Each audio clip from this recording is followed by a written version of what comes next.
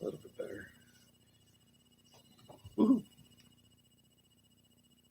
Working over there. Got to hit the thumbs up.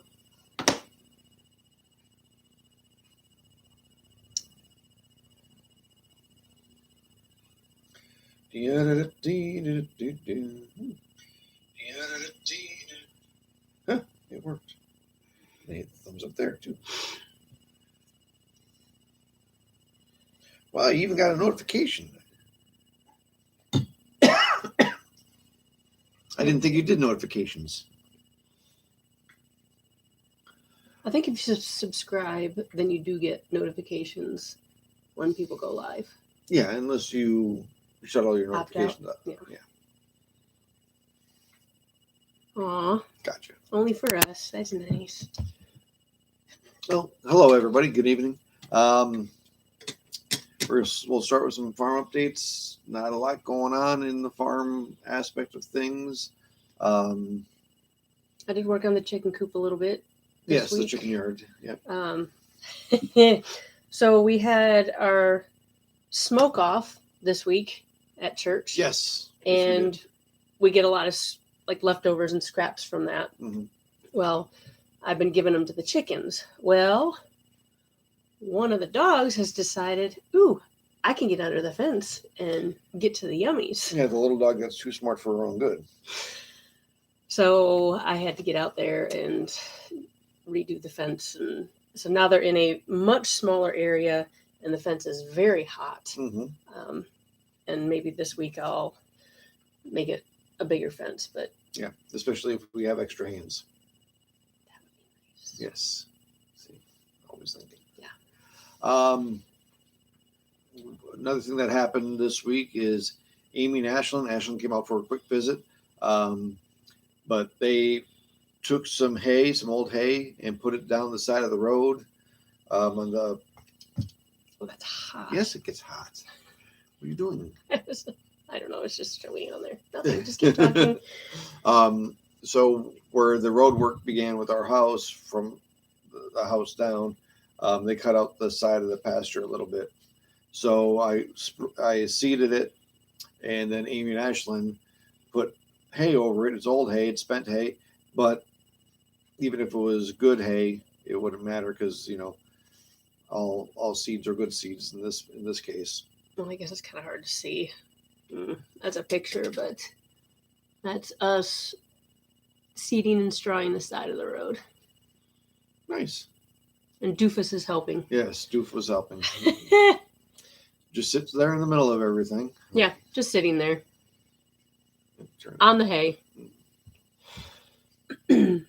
So I was very thankful for that because it took them about 20 minutes to do, and for me to do it myself, it would have probably taken an hour and a half. It's just the way math and logistics work with that. And at that time, while they were doing that, we had the well company out here. Thank you, Lord. Thank you, Lord.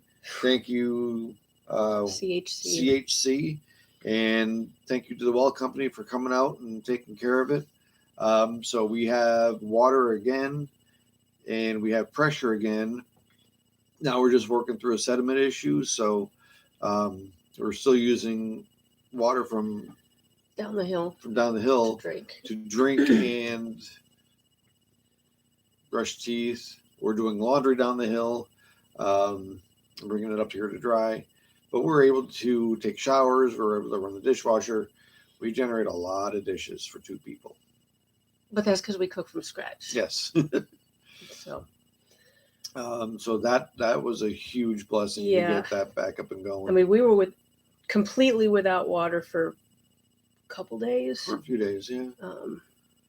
Yeah, but it turns out, so we had changed the well pump out 3 years ago. 3 years ago. The guys pulled all the pipes up.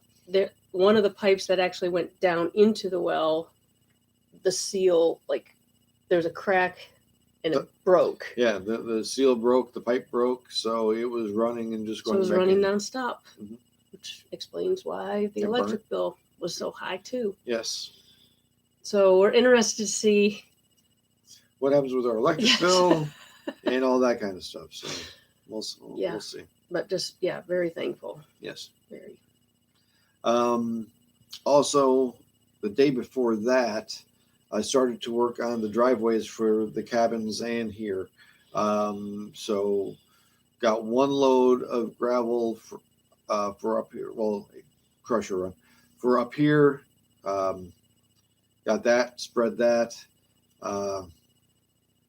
Then went to a different quarry to get another load, and I started at cabin 1, and I normally get 5-6 ton in tests, and they put 10 tons in.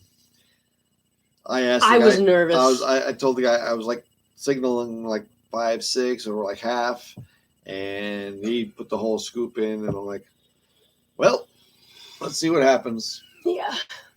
So made it back. You'll probably make a video of it this week. There may be a video, but it was like kind of, when you have too much weight in the back of the truck and you're kind of like surfing a little bit. Yeah, just imagine that with 32,000 tons of crusher run. Yeah. So, but then I had to make it up the mountain. So made it up to our laundry room, turned around there, and then as I started going back down in first gear on the brake, Amy's yelling, "Slow down!" Like I could hear her. No, I know, but I'm like, I know he can't hear me, but I'm like, oh, he's going too fast, and he wasn't going fast, but I could just hear the engine winding up because of how much weight was in that truck. A lot of weight. So I'll make it down to cabin 1. Managed to back in, which is, I give a big hat tip to the guys that drive big trucks, and especially in situations like this, and the propane guys, and wow, because I was just backing into our cabin 1 driveway in the dump truck, and it didn't feel very nice. No. I mean, there's a drop off on one side. There's like a cliff on one side and a drop off on the other, and you have this tiny little curvy spot. It's wide enough for the truck. Yeah.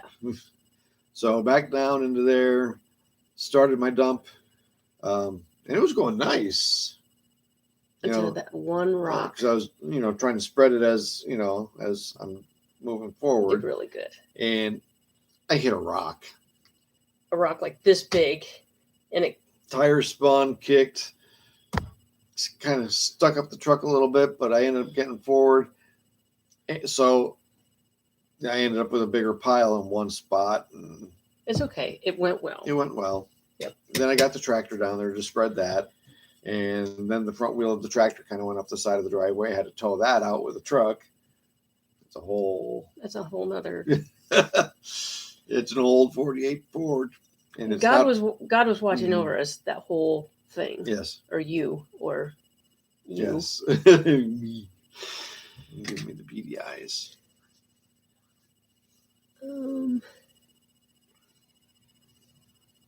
No, she didn't want to back down the driveway in her car. Yes. And your car probably has a backup camera. Probably. But yeah, it's.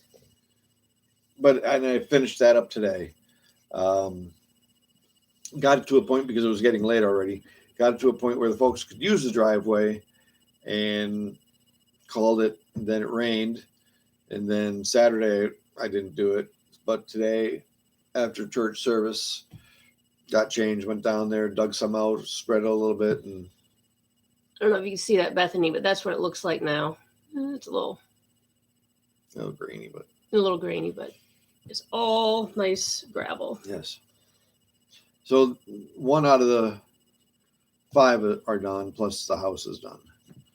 Maybe tomorrow I'll be able to get 4 loads, but because then you'll be doing some stuff tomorrow. I'll be bouncing around doing stuff, helping. Yeah, busy day. We'll see how it goes, because Tuesday, Wednesday it's going to rain. Then Thursday they're not going to be open. I don't know if they're open Friday, but we'll see what happens. Greenhouse. Yes. Greenhouse. We are getting a greenhouse. What we decided over, a lot of prayer, a lot of conversation, a lot of discussion going back and forth. we decided, since the grant is for the greenhouse, we decided to use the full funding of the grant to purchase the greenhouse and the parts for the greenhouse. But we need to get it here and installed. Delivery and installation is not included in that price. Correct, because the grant was for the purchase of the greenhouse, so that's what we felt was the right stewardly shiply thing to do. Stewardly shiply. Stewardship. Stewardship. But so we know God will provide, because we have to get it here. We know if we just get it delivered here, well, first of all, they have to bring it on an 18-wheeler. No, that don't work around here. But if they deliver and install, if we get it and pay for the installation, the guys bring it, they bring it up, they put it up. And I want somebody to install this who knows what they're doing. Not that we can't figure it out. we probably could figure it out, but we have so many other projects going on. We'd fall behind on all of that. Mm-hmm. So, yeah. And we just don't want it to be, put in by us and, well, that's good enough. No, we want it done right. Because all of this is to bring glory and honor to the Father. It's the right thing to do. And the greenhouse is for food to bring, like, for this area and for Hot Springs. This is not like a personal greenhouse. This is not for us at all. No. This is for an outreach. Yes. So this is the ministry. This is the heart of the outreach of the ministry. Mm-hmm. It's real food for real people. And I like the shirt idea.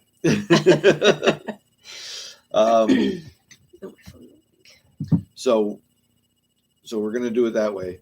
When we were talking to the company, we're not going to say the company yet, but the company we're talking to, they were going to, ball was rolling. We're going to start working on the schedule because we wanted to get it done before everything freezes. But the main installer for the tunnels broke his wrist. So it's going to be delayed a little bit. So it's going to be delayed until February-ish, which will put us a little bit behind the 8 ball for things, because, we'll have to get it installed. For those of you who've been here, our surface isn't that great. So we are looking to be putting raised beds in there. I'll be hauling soil probably to get it out here and get it in the raised beds so that we're, have a good base to start with. Yeah. Maybe we could get starts going in our grow tent and get that going so that. Could start it here and then plant it up there. Definitely. Yeah. So we're working through the logistics and the planning of all that, but I think it'll be fine.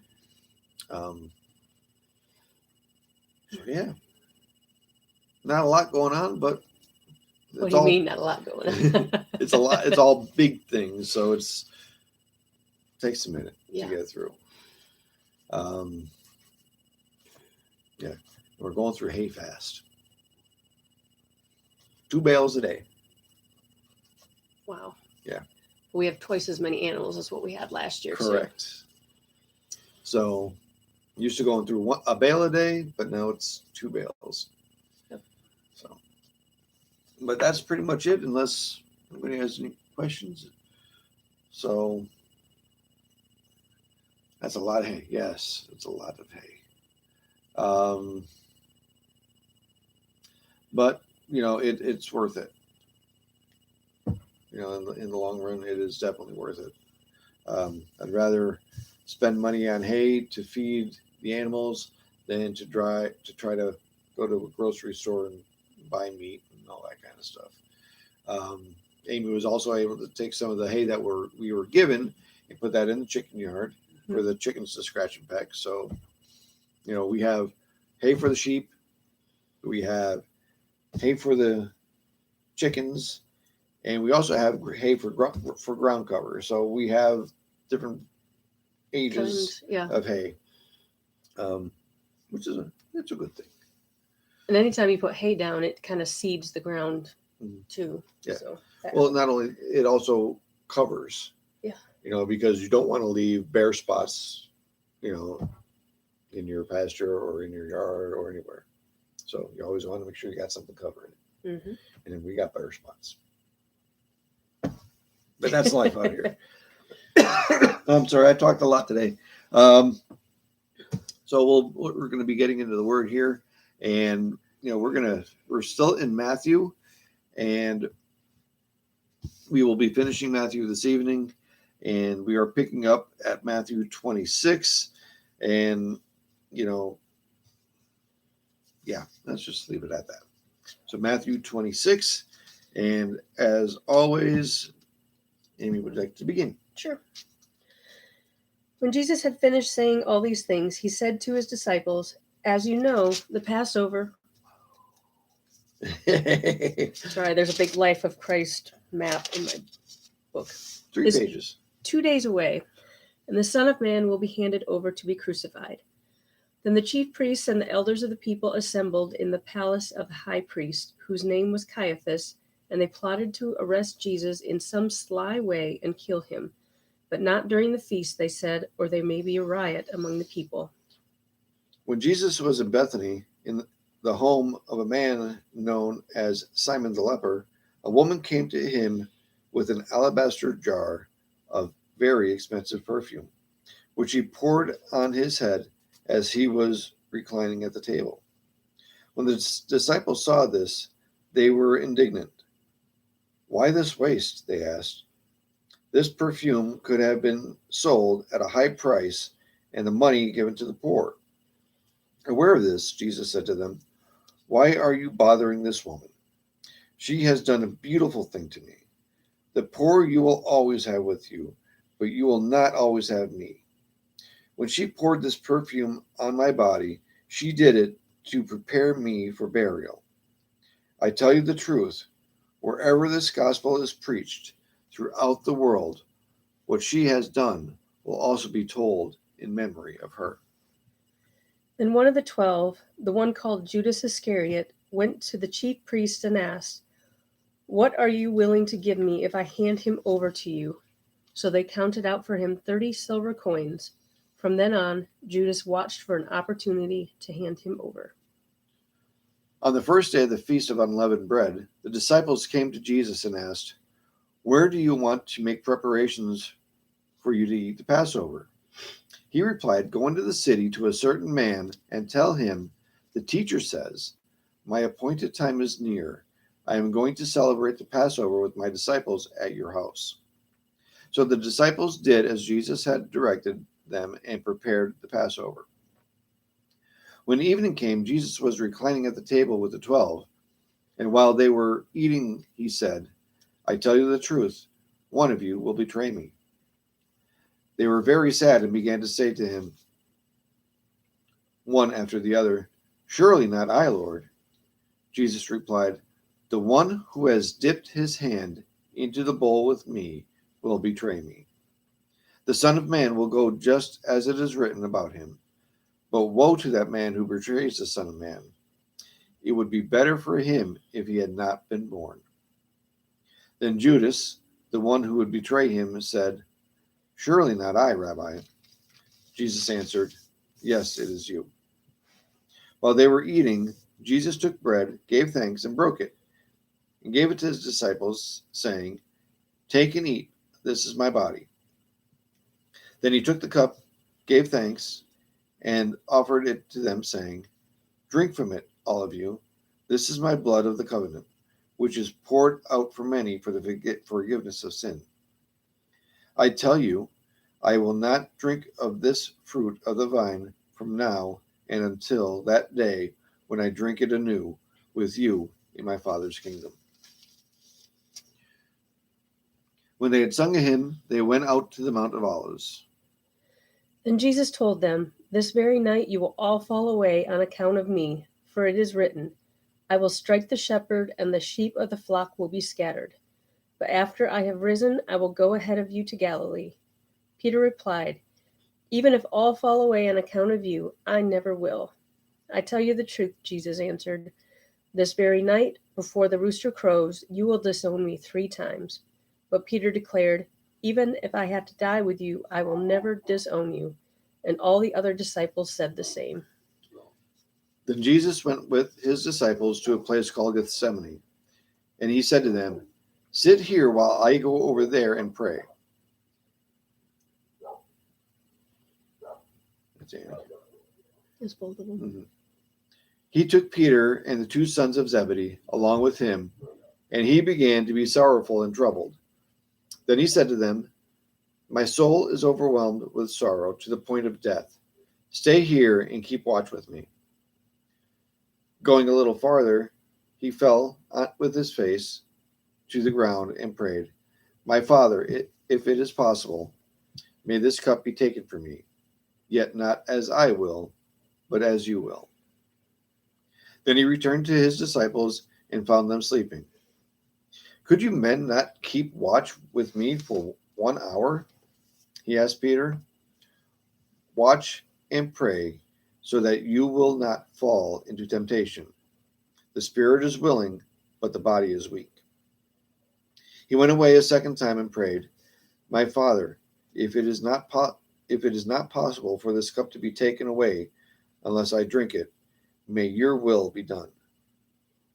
When he came back, he again found them sleeping because their eyes were heavy. So he left them and went away one more time and prayed, the 3rd time saying the same thing. Then he returned to the disciples and said to them, Are you still sleeping and resting? Look, the hour is near, and the Son of Man is betrayed into the hands of sinners. Rise, let us go. Here comes my betrayer. While he was still speaking, Judas, one of the 12, arrived. With him was a large crowd armed with swords and clubs, sent from the chief priests and the elders of the people. Now the betrayer had arranged a signal with them. The one I kiss is the man. Arrest him. Going at once to Jesus, Judas said, Greetings, Rabbi, and kissed him. Jesus replied, Friend, do what you came for. Then the men stepped forward, seized Jesus, and arrested him. With that, one of Jesus' companions reached for his sword, drew it out, and struck the servant of the high priest, cutting off his ear. Put your sword back in its place, Jesus said, for all who draw the sword will die by the sword. Do you think I cannot call on my Father, and he would at once put at my disposal more than 12 legions of angels? But how then would scriptures be fulfilled that say it must happen this way? At that time, Jesus said to the crowd, Am I leading a rebellion that you have come out with swords and clubs to capture me? Every day I sat in the temple courts teaching, and you did not arrest me. But this has all taken place that the writings of the prophets might be fulfilled. Then all the disciples deserted him and fled. Those who had arrested Jesus took him to Caiaphas, the high priest, where the teachers of the law and the elders had assembled. But Peter followed him at a distance, right up to the courtyard of the high priest. He entered and sat down with the guards to see the outcome. The chief priests and the whole Sanhedrin were looking for false evidence against Jesus so that they could put him to death. But they did not find anything, though many false witnesses came forward. Finally, 2 came forward and declared, This fellow said, I am able to destroy the temple of God and rebuild it in 3 days. Then the high priest stood up and said to Jesus, Are you not going to answer? What is this testimony that these men are bringing against you? But Jesus remained silent.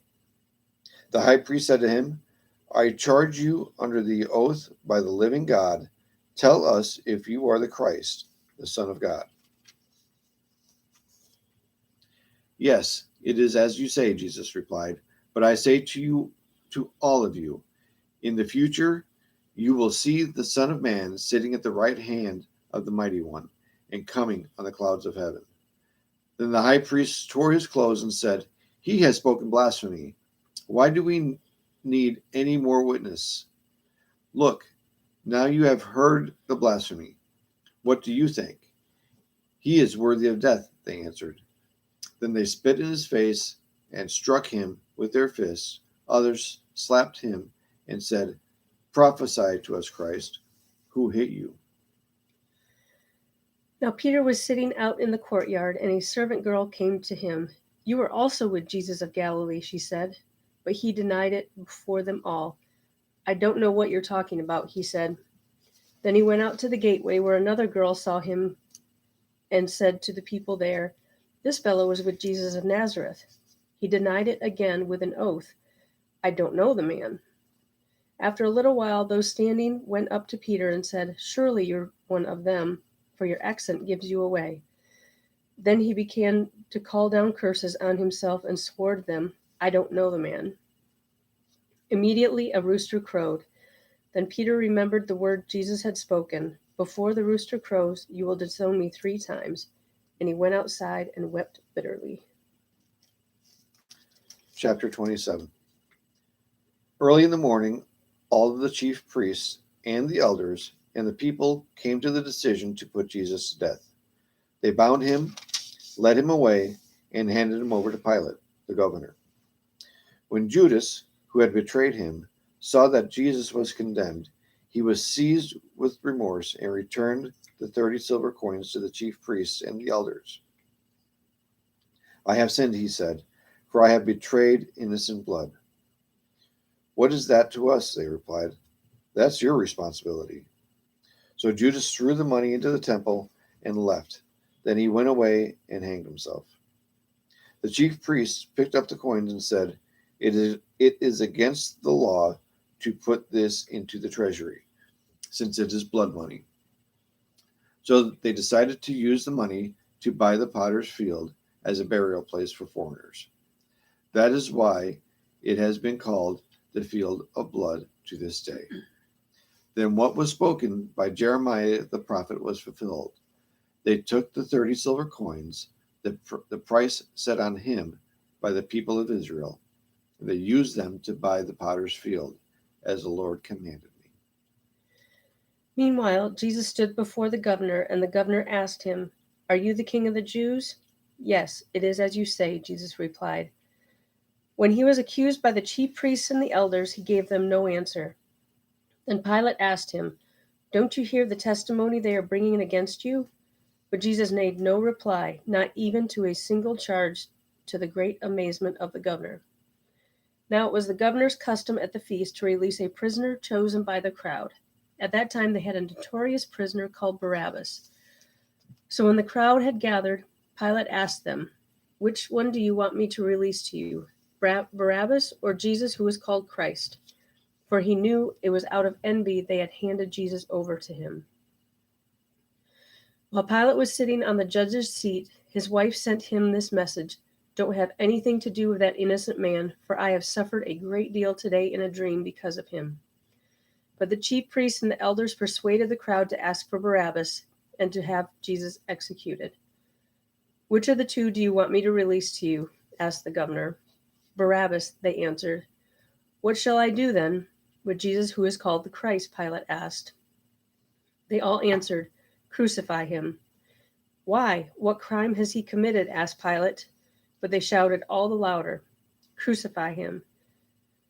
When Pilate saw that he was getting nowhere, but that instead an uproar was starting, he took water and washed his hands in front of the crowd. "I am innocent of this man's blood," he said. "It is your responsibility." All the people answered, "Let his blood be on us and our children." Then he released Barabbas to them, but he had Jesus flogged and handed over to be crucified.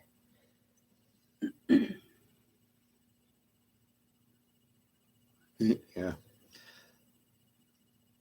Then the governor's soldiers took Jesus into the praetorium and gathered the whole company of soldiers around him. They stripped him and put a scarlet robe on him, and then twisted together a crown of thorns and set it on his head. They put a staff in his right hand and knelt in front of him and mocked him. "Hail, King of the Jews," they said. They spit on him and took the staff and struck him on the head again and again.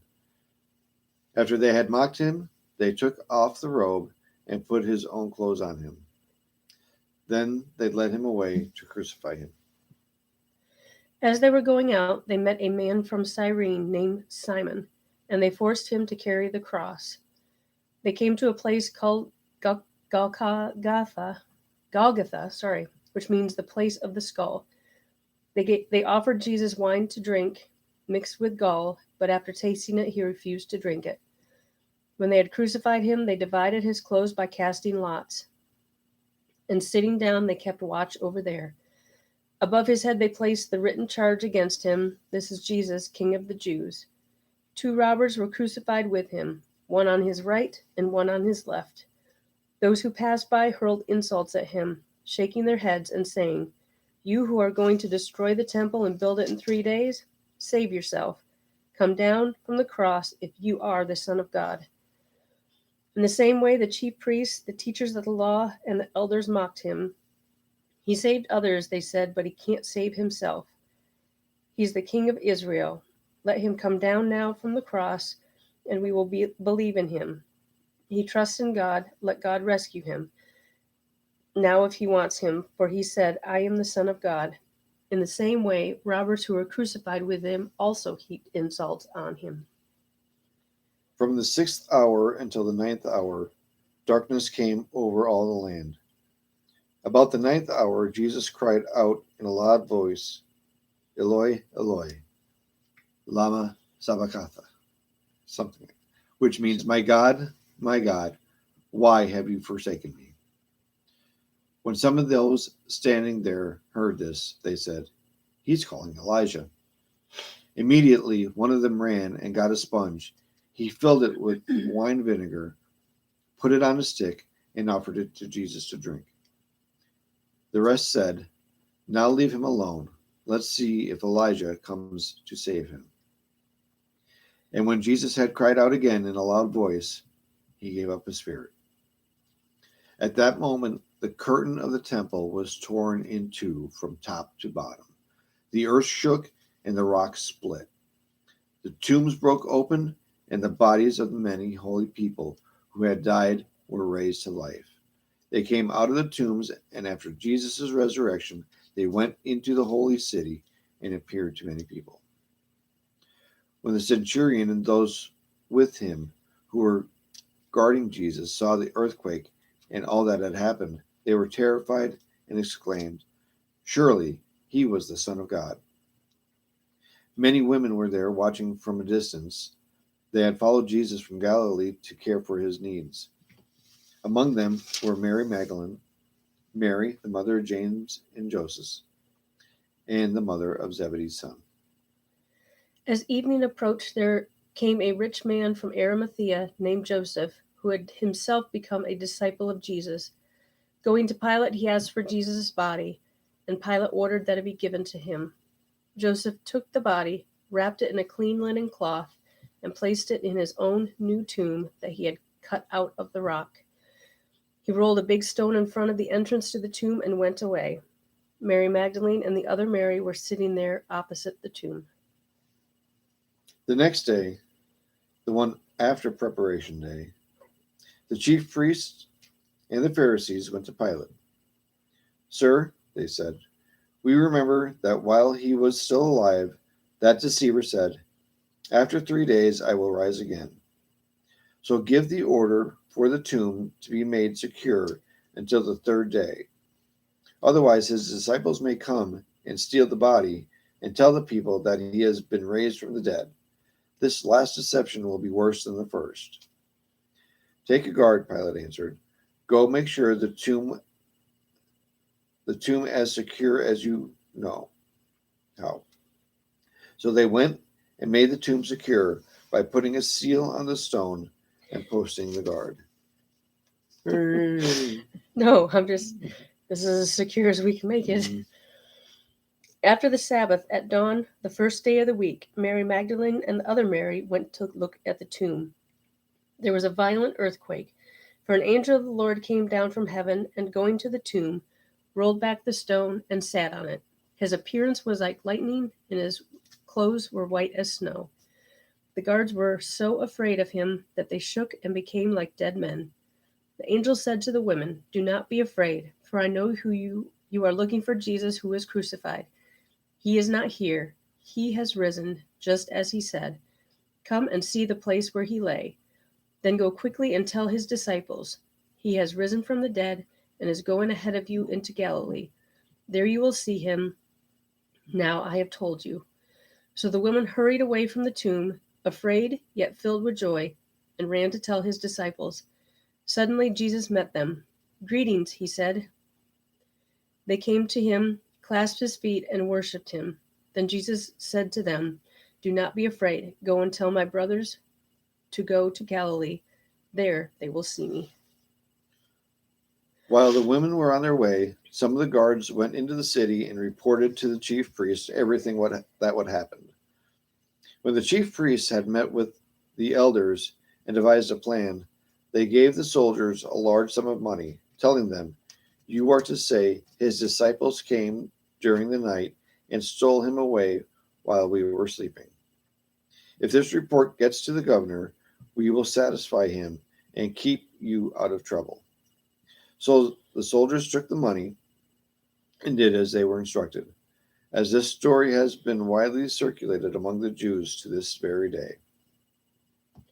Then the 11 disciples went to Galilee, to the mountain where Jesus had told them to go. When they saw him, they worshipped him, but some doubted. Then Jesus came to them and said, "All authority in heaven and on earth has been given to me. Therefore, go and make disciples of all nations, baptizing them in the name of the Father, and of the Son, and of the Holy Spirit, and teaching them to obey everything I have commanded you. And surely I am with you always, even to the very end of the age."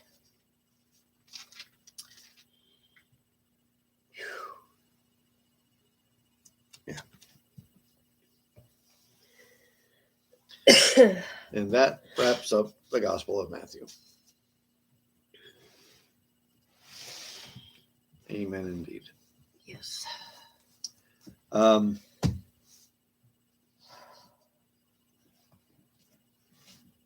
This week is Thanksgiving. We have a lot to be thankful for. Mm-hmm. A lot. If you're traveling, please be safe. Please keep us in your prayers as you go about your days and do your daily devotions, as we do the same for you.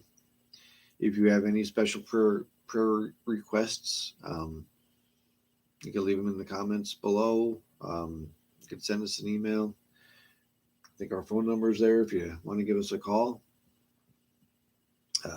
I'm not very good at answering the phone, but we do return messages. Yeah. If you're traveling, be safe. Enjoy time with family and friends. Mm-hmm. When we go places, it is not necessarily the words we say to people that display our faithfulness to Christ. It's a lot of time our actions. And I'm learning that more and more every day, that it's what people see more than what they hear. So when you're out there, well, whether people are watching or not, it is that character that you show as your relationship with Christ grows. You will show more of Christ as you go through your day. I think that made sense. It did. Yeah. Be safe in your travels. If you're out in the public, pay attention. Don't be walking around like this. Pay attention to your surroundings. There's a lot of stupidity out there. Yeah. Got anything, Mamas?